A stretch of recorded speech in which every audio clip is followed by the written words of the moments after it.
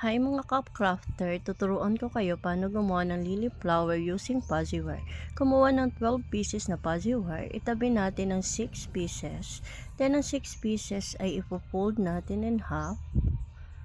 Pagtapos natin ma-fold ng half, i-fold uli natin. Yan, tingnan nyo lang yung ginagawa ko sa video. Yan. Pag may 6 pieces na tayo na na-fold, kunin na natin ang 6 pieces na fuzzy wire. Then, i-fold natin in half. Yan, tingnan nyo lang yung ginagawa ko. Pag na-fold natin in half, ipasok natin yung fuzzy wire na pinold din natin kanina. Then, i-twist natin sa ibabaw.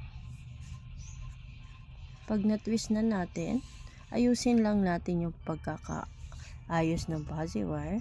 Then, saka natin ilalak sa baba. Thank you mga ka-crafter.